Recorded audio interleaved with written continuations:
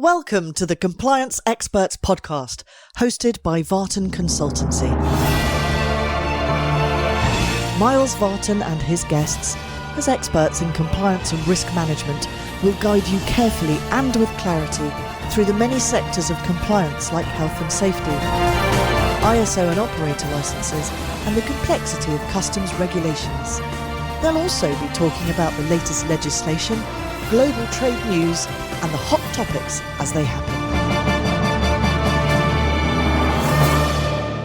Good morning. Welcome to Series 2 of the VARTAN Consultancy podcast, Episode 1, an introduction to the Sizewell C project. And with me today is Ashley Shorey-Mills, Sizewell C Supply Chain Engagement Director from the Suffolk Chamber of Commerce. Morning, Miles. Yeah, and a pleasure. Thank you for inviting me along, and delighted to be able to talk about Sizewell. We're getting quite used to talking about it now, so hopefully there'll be some useful nuggets of information. Give us a quick introduction, a little background, actually, as to how you got involved in the project in the first place. How long have you worked for the Chamber now, Suffolk Chamber now? Yeah, so I'm coming up to nearly 3.5 years now. It has absolutely flown by. I mean, you'll be aware, obviously, the Chamber have been involved now for 13 years in total. And yeah, about 3.5 years ago, I was brought in to take on the role of kind of head of the Sizewell C supply chain engagement and lead the team doing what we do, helping businesses locally who want to work on the project to get themselves ready. And importantly, working with Sizewell as well, so that they understand when they have packages of work coming up,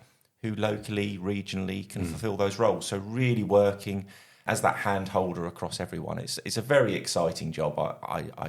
I wouldn't say I underestimated it, but I definitely did, because the vast array of skills and sectors and types of businesses you have to deal with and talk to, it's amazing. And you live locally too. Yes. Local is a word we'll refer to repeatedly during these podcasts. You live locally and you live quite close to Sizewell. Yep. How are your neighbours reacting to conversations? How are they reacting to when they hear news about Sizewell and how the project's progressing? Yeah, I think easy one always for someone of my age is school playground. You know, I speak to a lot of other parents who will often ask me, how's work going, what am I doing, because they now know what I'm doing. And honestly, for most of them, it's just, crack on with it. They notice the work. I live quite close to Wickham Market, so of course we see a lot of the work happening there now. A lot of people I speak to work in the Leiston area, so they see literally firsthand what's happening. For so many people, it's just, crack on. It's exciting. It's something that's going on. Most of them in this area, as you know, Miles, will have been related or know someone that worked at B, or the construction of B and worked at A, or even the construction of A. So Sizewell's become something that's just this part of the world, and it's very relevant and very aware for everyone. So no, it's an exciting time, and I think the increasing amount of public activity that's now happening on the project, I think is really, everything's taking another step up now. I know that you and I have spent some time on the golf course looking for golf balls. There was an example of what you just said. There was recently a big charity golf day, wasn't there? There was, yeah. We were asked by Sizewell and their charity partner for the next 2 years, St Elizabeth Hospice, to organise a charity golf day on their behalf. We were given a short notice to do it because they wanted to try and get something in this side of the winter. But we were blown away by the response. I mean, we sold out the teams, every piece of sponsorship within a couple of days. Amazing. So we're already planning next year to go twice as big. My events team are not too happy with some of my ideas because I have the ideas and they have to put them into practice.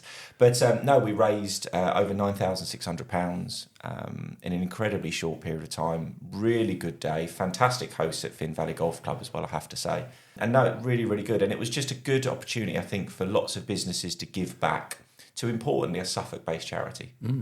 Having played in quite a few of those, there is a maximum number of teams you can get on a golf course, though, so you're not standing there forever and ever and ever. So correct. We managed to get 20 round in good time. That's good. And my plan next year is 2 golf courses, Miles. So I want 40 teams. 2 golf courses. I want 40 teams next year. Oh wow! So. How exciting would that be? Fantastic.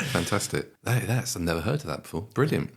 Your neighbours, as we've done this in the schoolyard, and have started to see yellow directional signs for Sizewell C. Yes. Please come this way and don't go that way. If they're driving up past towards Leiston, you've got 2 park and rides, one at Wickham Market and one at Darsham railway station, where there are lots of Harris fencing and neatly parked diggers and vans, and Yes. they're doing exploratory work, aren't they? Yeah, correct. And actually, I think the Neatly Park thing, I think is a good example. If I take Glenham, between Glenham and Stratford, there's the little compound there, which is the start of the two village bypass that they've only literally just started the work on. But actually, if you've been driving past there the last few weeks, you'd have seen a number of vehicles, a very well organised compound. And I think what Sizewell want to ensure they do is every piece of work that they do, it is treated like it's absolutely key that it's perfect. So you do see, all joking aside, everything is neatly parked, clean, ready to go, well organised. But yeah, of all of those off-sites, so Wickham Market, Darsham, Glenham, now the work has started to clear the land for the ecology and the archaeologists to get in. Same on some of the bits you can't see from the main road. So some of the road, for the link road, some of the archaeology has now started. So all of the off-site pieces of work, you're now getting the ologists involved to help make sure that land is ready before the earthworks and the actual construction of those sites can happen. So if you take the park and rides as an example, that as a process is going at ITT stage at the moment, very soon to be awarded, hopefully within the next few weeks, certainly this side of Christmas. We've then worked to start through next year, dependent obviously how quickly the ecologists and archaeologists get on with things. And then the major roads, which is the two village bypass to miss out Farnham and Stratford St Andrew, and the new link road to go from, in essence, between Saxmundham and Yoxford on the A12 direct to site. That will also be awarded this side of Christmas, with again work to start probably spring next year. So really now the activity off-site has ramped up quite dramatically. And I think, again, that just breeds into that confidence this project is happening. People are now starting to see Sizewell popping up all around, which then kind of starts to show, well, hang on a minute, I recognise that business. Because actually when you do drive past, for example, Wickham Market, you see local firms there, which is the great thing. You're now starting to notice more and more local firms play little parts in all these different sites. Which is a point I was just going to get to. So initially when the Harris fencing went up, you saw a name which some people will know, and we got familiar with them in Felixstowe because it was Volker Fitzpatrick. And Volker Fitzpatrick did the coastal defences here. They put down, okay. And so they put Harris fencing all the way along the prom, and the locals were going, what's going on here? This is our prom, not yours. And each sort of 20 yards there was a sign on the Harris fencing saying, take 2 minutes, and that was their health and safety thing. Yeah. So it was aimed at people working on site, but also people just coming to observe and walk along the prom. The idea being that if you were worried about anything, you should take 2 minutes to consider the situation. Mm-hmm. You might need to go and speak to your boss, but it might mean that you're just going to drive that forklift a little bit slower because of you don't want to fall off the prom with your forklift. And so Volker Fitzpatrick, a big national name with a local presence, and as you've said, they will use and engage with local companies. They will. We've got a great example this week because Monday of the week that we're filming this, we did a meet the buyer for Volker Fitzpatrick. You know, they approached us because they are a company. Okay, they've got a good regional base, and obviously they work a lot in Suffolk already, as you've said with Felix. So they do a lot of work at the US bases at Lakenheath and Mildenhall, for example, and obviously increasingly done a lot of work at Sizewell. And you'll find this, a lot of these larger organisations will win some of these major contracts from the client, but that shouldn't put off locals, because then all of the commitments that Sizewell made is what Volkers then pick up. So they reached out to us to say, look, we've got a lot of work on site at the moment, as you say, certain compounds for the park and rides and other things, as well as a lot of work on site itself. And they understand that they need to deliver the commitments of Sizewell themselves. So therefore, local supply chain, engaging in communities, developing skills and apprentices. So hence we brought together, I think we had 127 people turn up to that event, certain specific sectors that Volkers needed coming up, so that they can look at their existing supply chain that they would use around the rest of the UK and go, well, how do we make that more localised for Sizewell? And that was the purpose. And they had some wonderful conversations with some really small niche but very local businesses that hopefully now they will continue conversations. And the examples where we've already introduced in the past to Volkers is actually the likes of Volker Fitzpatrick and the others will then actually handhold those businesses. So the example you gave of health and safety, understanding that major projects have a different type of focus and a more intense focus on things like health and safety and consideration of the people that are working there. And Sizewell ramps it up that bit further. If things take an hour normally on a site, they probably take 4 hours on Sizewell because of that consideration of everything that has to be done.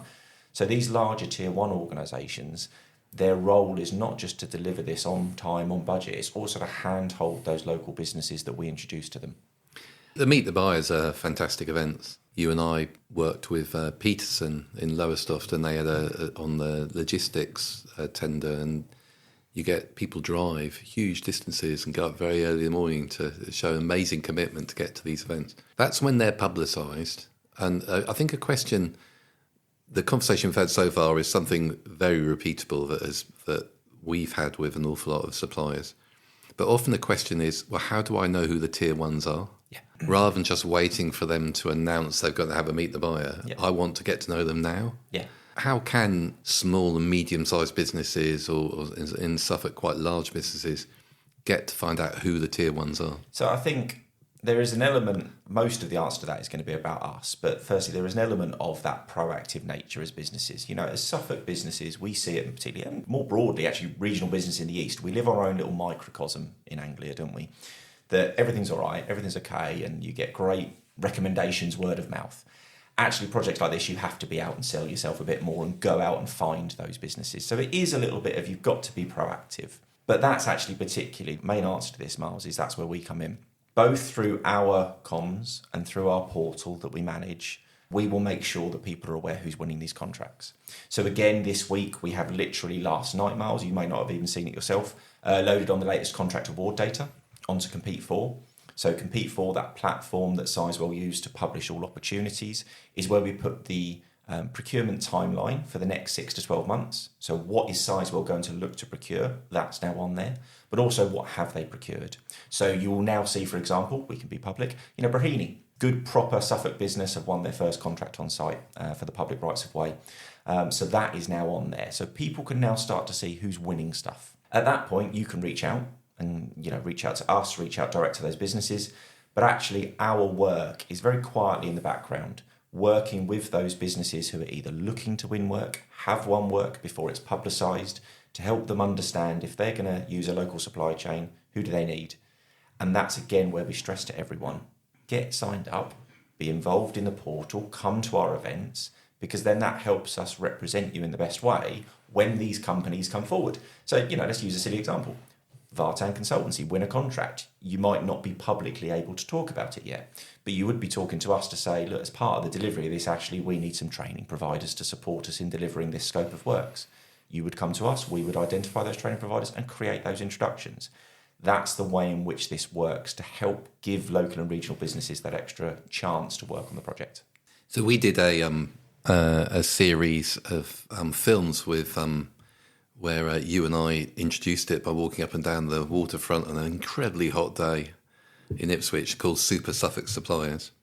I know some of those people we interviewed. This would be news to them. So I think that possibly we all need to publicise how you find this information. I think when you go on Compete For, and I'm pretty certain the Chamber will have done this is how you work with Compete For. Yeah. But when you go on Compete For, it's a little bit of a institutionalised written website where it's not particularly clear where to find this information. Do you know when you log on there which button to push to get the list of awards? Or the good thing is, you're right. Obviously, Compete For actually is a history, was a platform developed for the Olympics. It was, yeah. And by signing up to Compete For the opportunities there, automatically sign up for everything else that's on there. There's Heathrow, there's HS2, there's loads of large-scale infrastructure projects. What we try to do with the Sizewell one, and we're working with the developers of Compete For to improve its softness, to improve its pliability, if you like, of how you use it. But actually, when you go to competefor.com/Sizewell C, it's on the front page. So we've tried to make it as easy and as simple as possible for you as a business. If you want to find the opportunities and that timeline, it's on that front page for you. So there's not too much searching to have to do. But again, the advantage you've got as a business that's based in the East is if you struggle, you just pick up the phone. You just drop me an email, Ian, Karim, whoever in the team, and just say, give us a heads up, what's happening with this package of works or that thing that I saw recently. Because that's what we're there to do. Brilliant. You referred to earlier in our conversation about something called an ITT. Yes. which follows on from a PQQ, which follows on from an EOI. Tell those listening how the various key points in the process, the procurement process, work. Yeah, and apologies to anyone who's not yet working on Sizewell. You'll soon realise that it becomes acronym heaven. But so the procurement process, I think the biggest lesson that small and local businesses can learn is that these things take time. Standard procurement on Sizewell takes around 9 months from start to finish. So it really does take a huge amount of time, energy and effort. But if you park our job, which is done pre-procurement, all that stuff around getting businesses ready, helping them to be in the right place, and then helping the project understand who's locally and what we can do and what we can't do. The first step is on Compete For. So that's Compete For, so that's for.com/SizewellC. That's where the expression of interest. So that first step. So there will be a package of works that will go on there that will say, we wish to do X. So most recently, there was one around fire safety. There's been soon going to be one around rock armour, for example, to help the flood prevention and to protect against the storms we get. This is an opportunity for a business to simply put their hand up. Simple process, only a few questions that if it's relevant to you, that package, you're sticking your hand up, putting your hat in the ring and saying, I'm interested in maybe having a bigger conversation.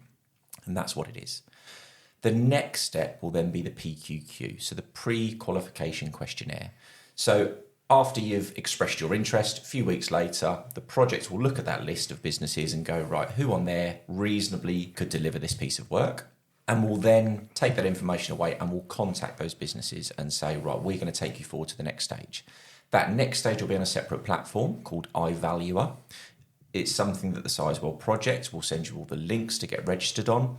And everything around pre-qualification will then be handled on a separate platform. And at this point, they'll really deep dive into your business, understand everything about what you do as a business, basically seeing, are you fit and right to be able to deliver this piece of work? That process will normally be for 6 weeks or so, maybe a little longer, a little less, depending on the package of works and the sizes and scope of works.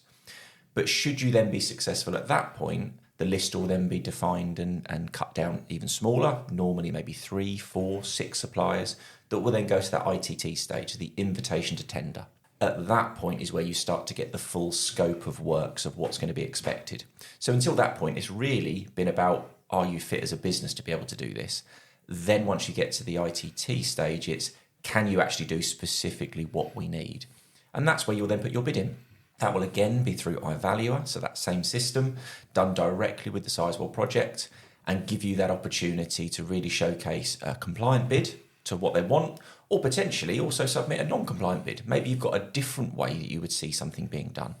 Now, what's important through each of the PQQ and ITT process is that you have that direct engagement then with the project. You submit questions, you submit clarifications, and we encourage businesses to do this. The whole purpose of that part of the project is to have that conversation so that you can identify if it's right for you. Also, if you've got ways of potentially doing it, if it's something Sizewell can listen to, because not always can they listen to ideas. Sometimes it has to be done a specific way for certain reasons. And then should you be successful in the bid, it may go to a best and final offer between 2 bidders. There will be contract negotiations, and then ultimately you'll register onto a different platform to manage that contract should you be successful. Like I said, that whole process can take up to about 9 months. That will flex. Some take a bit longer, some will be quicker, but generally speaking around that sort of timeline. And you'll notice that if you look on Compete For at that timeline, procurement timeline that we've just published, you'll see that often if something is going to PQQ in, let's say Q2 of this year, that the contract award is Q4 of this year, Q1 of next year. That gives you a kind of idea for the timelines involved. The timeline, I think, is something that people should print on A3 and stick on the wall so you know the targets. But actually, on that point, I think it's important to say, Miles, because you've very kindly dedicated some of your time to them before, we do our webinars, our business support program webinars. Yeah. And one of them, we did 3 recently, 2 on Compete For, 1 on bid writing and tendering. They're all done in September. Obviously, we host all of our webinars are recorded and hosted on our website on both sizewellcsupplychain.co.uk and also competefor.com. So you can see them on either platform. But please go back and look over them because we talk specifically about exactly that, the timelines involved, how things work, how Compete For works. The whole idea of all of those webinars is that there's something you can go back on. So if you're a business that's now successfully winning a contract and you need to understand a bit more about health and safety, they can go back to our one we did, 15 months ago, 16 months ago, I think now, and they can listen and watch the webinar we did with yourselves and I think Burkitt's and some other people to help them understand some of the things they should be considering absolutely. When they're on this project. No, absolutely. Rather disturbing thing with watching these back is that your appearance changes over the years. So having just a tip for those who have to log on to iValuer, the helpline number is very helpful. So if you get stuck, ring the helpline. It's actually an American number and you end up speaking to somebody who's French. So it's but he was particularly helpful. And there's a bit where it will say that your registration is not complete because you have to go to a page where you have to select who is the salesperson and who is another person. I think that, but certainly it's mandatory to select yourself as the salesperson, even though you may be the managing director or the IT person, but you have to select yourself as a salesperson. And it's so important. I mean, we're going to plan to do a big piece of work in the new year. Now we're starting to see some contracts being awarded, is actually do some of our series of webinars on experience. Experience of businesses that are going through that procurement process, but more importantly, maybe those that have been successful going through it and the lessons they've learned around onboarding and getting people on site and then how to behave on site, etc. Because I think the more we can share that, the better. But equally, as I say, the Sizewell procurement team that you'll be working with through that PQQ, ITT, so the pre-qualification and the tender process, they're there to support you. Ultimately, they've decided to take you to that stage, so they want to handhold you through that process as well. Good. I think there are certain questions in the expression of interest that are a bit quizzical. So and you're worried where it will ask you, have you got experience of working at Hinckley? Please don't worry about just saying no. If don't ever create any fictional answers. That isn't going to preclude you from taking you forward to the next step. It's highly unlikely to. So we talked earlier in our chat about how people can see what's going on. We've talked about signs, the park and rides. There's something called the ACA being built at the moment, which I'm reliably I'm reliably informed means the ancillary construction area. Yes. Office accommodation and sidings for the green rail route. Is that because everything has to be green? Or? Yeah, well, as much as possible, to be fair. And that's one of them public things that I think people will see the most noticeable. You know, if you're driving out of Leiston towards the site, as you've kind of left Leiston, if you like, and gone past Eastlands Industrial Estate, you'll see on your left-hand side what we always describe, Miles, when we used to do these presentations on that map as the small little bit of land next to Leiston. Actually, now when you see it, it is huge. And that is it. There's an office complex there for about 300 desks. And the whole purpose is to get those working on the project, both Sizewell, but also some of its lead contractors operating in that same office space. I worked in there myself a couple of weeks ago. It's a beautiful place to work, I have to say. Very productive. You've got all aspects of the project in one place. It's also where all the onboarding and training and vetting will take place on the bottom floor. So if you're a business that is successful and a dozen of your staff have got to go through the induction training, that's the building they will use. So they feel like that's the public face that people are going to see.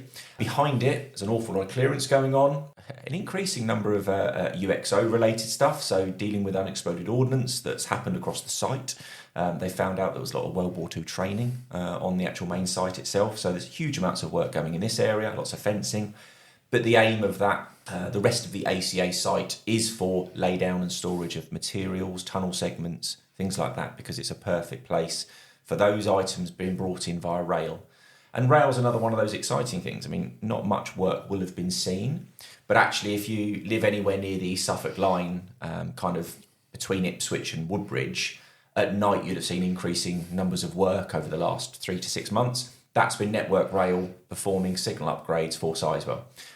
The rail work, in essence, starts in February, March next year, and will take about 12 months to upgrade the Saxmundham to Leiston line, because by February, March 2026, they want 2 trains a night. At the same time that's happening, they'll be building the entirely new rail route, which will go from that line direct to site, cut across Lovers Lane, for example, so there's level crossings to put in. And that is planned to be up and running by kind of April, May 2026. So by that point, you'll have 4 trains a night. So I suppose the elephant in the room is that we've had a change of government and a recent press release from Sizewell C from one of the joint managing directors was, this is now a government-backed project. Yes. When do we expect the government to actually talk specifically about Sizewell C? Yeah, well, I mean, I think the good thing that we've seen, both through the election period, but also since then, is they've been very clear Sizewell was on their roadmap. It's happening. It's part of their answer. One of the ministers for energy in Desnes was on site recently, Lord Hunt. And I think what's important is there needs to be confidence in this project. And everything we're seeing as a Chamber of Commerce from our step back route on this is that there is that confidence, there is that belief this will happen. The government has already put in many billions. It's obviously committed to backing another 5.5 billion since Labour have come in. The next big point is FID, reaching that final investment decision, which we anticipate will be some point soon. We don't know when, obviously. We're certainly not in that loop. But every bit of confidence we get from Sizewell is that FID will happen and that this project is going at pace. There is large targets per month to spend. They are having to spend a lot of money to get this project in the right place, to make it both investable, but also to keep it on track, on time, on budget. And again, like we said earlier, actually, you see the amount of activity happening off-site as well as on-site that you can't necessarily see. It's huge. I mean, so this project is happening. Yeah, I mean, all you have to do is get on the train from Ipswich to Felixstowe, and after you've gone through Derby Road, you run down the back of the Orwell Logistics Park. Yeah.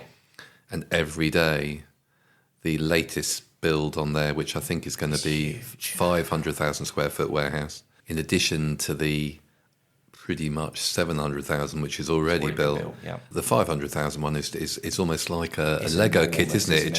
It's just going at speed down the. And I think this is an important point, because a lot of people talk to us about wanting to work with Sizewell, and we get it. Of course, everyone wants to work on the Sizewell project, but I've been saying for a long time since I've been involved, the indirect roll off of what's going to happen because of Sizewell. Because don't forget, Orwell Logistics Park, Sizewell have agreed to become a tenant. They're not building it.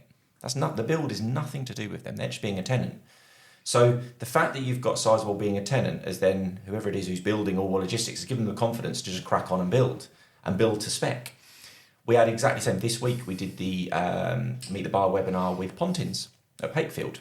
So again, Sizewell are agreeing to be a tenant at Pontins Pakefield for the next 5 years. They're not paying for the build of this. So Britannia Hotels are investing, as was said on that, maybe up to £5 million currently is the planned potential budget for this project. They're investing £5 million to upgrade Pakefield as a result of Sizewell. So we say this an awful lot to businesses. Yes, there is opportunity on Sizewell, but there is opportunities because of Sizewell as well. You look at the investment ABP are putting in at Lowestoft, and then hopefully in the future in Ipswich. You look at the opportunity of what's happening around Freeport East and other sites, that actually because of Sizewell, there will be multiple other opportunities for business to get involved in. And so Orwell's a great one. Once it's built and Sizewell are tenanting, you're going to need businesses to help run it, maintain it, clean it, keep it going, look after it, repaint it, fill potholes. All of these things are going to be needed. We even had one example recently, a business approach said, who's going to be in charge of clearing the gutters? But it is, all of these things are needed. And, there's big gutters on that place, isn't there, Mark? So, it's all these things, and it's that massive opportunity, yes, direct on the project, but also indirectly as a result. And when you go on the Sizewell C website, sizewellc.com, I think, website, there's 2,500 Suffolk construction jobs will be created, 4 billion into the regional economy, 9 million tonnes of CO2 avoided every year of operation of the site. So it's something which is very relevant to jobs, to the environment, to the social well-being of the area. In terms of, you hear that people talk about local a lot, local community benefit, and we're now starting to see that being delivered. There was a press release recently, I think maybe even an interview from one of the joint managing directors about committing to creating 500 jobs. Oh, in Ipswich, in Ipswich, locally, with the local MP. The Lonely Planet Guide has highlighted recently how well the area is looking after local attractions, and obviously there's the Sizewell C Limited will be very mindful of not impacting negatively on the Gold Coast, as you often hear it being called. And you've got the community funds that is looking to invest in It's economic, how you social, build environmental this. well-being. No, it is. It's how you build this, but do as much good, because you are going to, I mean, damage is probably the wrong word, but you are going to cause upset to what is the de facto way East Suffolk has been for the last however many years, because probably since Sizewell B was built, because you're suddenly going to have this massive project happening. And don't get me wrong, let's bear in mind there's lots of other projects happening as well. So it's how you mitigate against that. And I think, come the end of Sizewell C construction and all of that land, those 350 odd hectares of land have been remediated back to natural land as opposed to what they were in some examples, which are just pine forest. We will live in an even more beautiful place. We've just got to go through that pain to get there. I think what's important, what Sizewell want to do is, whilst they know the damage they're going to do in certain pockets, is how they spread the benefit wider. So you mentioned the community fund, Miles. Fantastic for charity sector, voluntary sector, social enterprise. They can tap into a fund if they can do some good in East Suffolk. We as East Suffolk residents, we know what the problems are here, whether it is deprivation, whether it is opportunities for young people, whatever it may be. We've got the charities and the people that understand what East Suffolk needs. Well, Sizewell have put a load of money aside, run by the Suffolk Community Foundation, to be able to help appease that. There's a tourism fund that's managed by East Suffolk Council for exactly that, because there will be some effect, almost certainly. It might be pockets. Different reports say there'll be a bigger or lesser effect on local tourism. But there's an opportunity, therefore, for us to spend money to attract people in different ways potentially than we're doing currently, and ways we wouldn't have historically been able to fund to attract people to East Suffolk. I think what's important, we know, Miles, you and I know particularly for our work with the Chamber, we live in a part of the world that has very low unemployment, and we do. But we also live in a part of the world that has, give or take, nearly 20% less average wage than the national average. So we do have low unemployment, but we have low employment, if that makes sense. So how do we create those opportunities to give people more aspirations? And projects like Sizewell and the others give that opportunity. It's how we then do that in different sectors that's vital, because if we all keep fishing in the same pond, we all end up going for the same people who just move from job to job to job to job, and that doesn't really help anyone, does it? Actually, it's how we tap into those parts of the community that have not traditionally had that opportunity on a project like this, or that where there is then displacement, that we're again creating that pipeline for those people who again maybe haven't had those opportunities to get into jobs where displacement has taken place. So it is about, let's create the opportunity and then let's backfill as much as we can. Yeah, and we're talking about the displacement aspect is assisting firms or signposting firms, I suppose, in terms of skills development. Yes. You need to continue to develop your skills anyway within your business, and here's a way you can do it, and this is how we can help you, or this is how this organisation can help you. And I know that the organisation is very keen to have a workforce which is reflected of society. So there's been a lot of interest in the news last night about children with special educational needs. Mm-hmm. We've got problems with prisons being overfull, but eventually people leave prison, so possibly as a way of getting ex-prisoners involved in the project. A number of ways in which the site are getting ready for actually building the power station, because we're really, at the moment, we're talking about getting ready for building the power station, is fully integrated into local society. And the community are on your side in terms of building it. So. You're right, and that's again an area where we can support. It might not be our day-to-day, but again, if you're a business that wants to understand those organisations, that's what we're there for as a chamber. Just reach out. We can make those intros and help you understand where best you can do some good. We've had quite a busy week this week as a team, but on Tuesday we were out volunteering ourselves. Now, we chose a very small local charity to volunteer with, and that was all about nature. How we're trying to, because we live in such a beautiful place, but actually our heathland has been fragmented. So the big aim for the AOMB locally and the likes of the Wildlife Trust and the Heath and Landscapes Trust and so on, is actually how we reconnect it all to make that corridor for nature again. And I know from Sizewell's perspective with their partnership with Wild East, it's the same concept, how you link all this back together again. But if every business just does a little bit like that, that all helps. If every business, I gave the example when we did the webinar with HMB Hoseley Bay. If every single business on our portal, that's roughly 2,800 businesses, I appreciate not everyone can, but if everyone took took a chance on one ex-offender from Hoseley Bay, we would not have a problem of overcrowding in Suffolk prisons. So, and I appreciate not every business can afford to do that, but I guarantee some businesses can afford to do that with 2 or 3 people. So the average is there. It's just about doing something. And whether that's then Inspire Suffolk, who work with young people, whether that's ISCRI, who work with people from different backgrounds, particularly in the Ipswich area, with regards to race and religion, it's about creating that opportunity. Yeah, and that the horticultural industry scheme, who are on our Super Suffolk Supplier series, explained to me that they've seen amazing success in taking ex-offenders, putting them into the horticultural industry, and then less than 2% returning back to prison. Mm-hmm. So they've come out of what is actually a secure area into a frightening environment because there's no support, found a role for themselves, and have then started to develop some stability in their lives, which has meant they haven't reoffended and had to go back inside. So I suppose bringing this to a close, we know that if people got a question, they can go to the Suffolk Chamber supply chain team. Yes.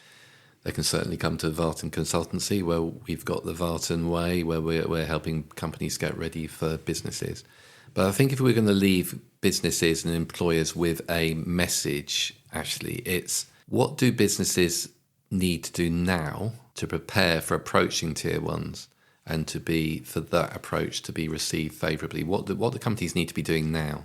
I think it's getting, and it is, I appreciate I'm not running people's businesses, so it's very easy to say, not very easy always to do, but it is get yourself as prepared as possible. Ultimately, you as a business, if there's a package of work coming up that's relevant to you, you're the experts, right? You can do it, hopefully, obviously, and you'll be able to evidence through that procurement process that you can do it. But it's understand your place in the supply chain. That's important. You know, the project will not risk delivery by just using a local supplier. If a package of work is worth £5 million and your turnover is 3 million, you're not going to be considered. You're too much of a risk. So sometimes it's just embracing those local or national, even larger organisations that are going to come in and run these packages and let you pick up as their tier 2, tier 3 supply chain enough to let you grow and develop as a business. But get yourselves ready. Whether it's areas of social value, whether it's areas of compliance and readiness as a business, these are all things that even if you're not needed on site for 2 years, you can be doing now because, as you know, Miles, they're just best practice. If, you know, we were chatting in our break a little while ago about health and safety. If you have a policy and a big sign outside your car park that says everyone must reverse park and you allow people not to reverse park, if Sizewell come and do an audit and see that, what does that tell them about your business? That's a really silly example, but it is a simple one. And I've been out to a lot of businesses and I've given that feedback of just their impression when someone comes. Inside the doors, they might be pristine, but it's just give yourself that impression, give yourself that best chance. So start engaging with community groups and colleges and charities now. Start looking at your processes and policies, because all of these things will help you win work at Sizewell, but they'll also help you win work at the US Air Force, at ABP, at Scottish Power, RWE, all of the other large-scale energy projects, potentially with Suffolk County Council, with the A12 upgrades that are about to start next year. You never know, we might finally have something happen with the Orwell Bridge and Northern Relief Road. There we go, we mentioned it. But whatever happens with these large-scale projects, actually the focus more on being sure you're compliant, safe, on time, on budget, but also that you're delivering more than just what is that package of works is so important. And tell people about it. Oh, and tell people about it. We are so good at patting ourselves on the back, I think, in Suffolk. And we do a good job. You know, we joked when we did the Super Suffolk Suppliers. We've got some incredible businesses, and I'm still blown away so often when I rock up to someone's business and you suddenly realise, I did one recently, and almost all the frames for Tesco petrol forecourts, where the actual pumps go, they're made by a company in Suffolk across the whole of the UK. And it blows your mind. You'd never know these types of things. And it's a wonderful story. And I think it's how we sell those stories. So communicating your successes, communicating yourself as a business, marketing yourself. You know, you might do a great job, but when was the last time your website was upgraded? How do you handle yourself on social media? All these things are vitally important and small little pockets of what will help you be noticed. 100%. And it will make a massive difference. Contrary to a lot of perception, the media actually like good news. I remember listening to 5 Live when Jane Garvey and David, can't remember his surname, was on the programme, and he was famous for his rather cynical view about good news, and he had to interview somebody in the States from Good News FM, and he said, "Tell me, how do you actually talk about good news all the time?" And he had to admit at the end that, you know, possibly the BBC should not always concentrate on the bad news and the scandal and the terrible things that are happening, but the good news. And if anything, Sizewell C, the perception has to be that this is a good news story for Suffolk. There's a lot more positives, and I think that's something we are working very hard on now. Now there's some contracts being awarded to local firms and officially being awarded as well. We're about to embark on a big comms piece with a number of suppliers just around celebrating those positive stories, because I think that's important. We did it recently with the direct air capture at Lowestoft with Norfolk Marine, because it's a fantastic story. I mean, actually, it's a nationally significant story because direct air capture as a prototype, that is potentially one of our solutions for climate change. And we've got a local Norfolk firm in charge of constructing it. I mean, that's amazing. So it's how we celebrate those. And I think it's, you know, there always attempts to be a balance in news sometimes where there has to be a counter to some positivity. Well, sometimes actually the positivity just has to outweigh it. And I think there's already, you know, we're hopefully soon going to be able to produce some stats on the amount of millions that have been won by local and regional firms already. But I can tell you it is many tens of millions. I don't want to start going into the hundreds yet, but I'm pretty confident it will be. I'm pretty confident it'll be well in excess of those figures. I just want to be able to quantify it and make sure it's as accurate as possible. But we're already seeing so much success. And I think the more we can celebrate that, it showcases the project meant what it said it was going to do. It showcases we're obviously doing our job, which will be fantastic. But actually it also then starts to showcase how good regional and local businesses actually are at delivering on these large-scale projects. Well, that's great news. And so, Ashley, thank you very much for coming this morning to do this recording for our podcast. Thank you for all the positive and all the angles that you've given us on it. For those listening, we will be doing subsequent podcasts, and we'd be interested to hear the subjects that you would like us to talk about. So keep an eye out for the podcast when it will be published on all the usual channels. And we look forward to speaking to you again soon. Thank you. Thank you. Thank you for listening to the Compliance Experts podcast. We highly value your input and welcome any questions, thoughts or challenges for us to tackle in forthcoming episodes. VARTAN Consultancy pride themselves in helping customers manage risk and subsequently helping them improve their overall company performance. To speak to Miles and his team, visit VARTANconsultancy.com. This podcast is produced and managed by podtalk.co.uk and is the copyright of VARTAN Consultancy. This podcast is created for entertainment purposes only. Views and opinions are that of VARTAN Consultancy and their guests. Information recorded in this episode was deemed correct at the time of recording. However, we advise you to always check with VARTAN Consultancy for up-to-date information and legislation.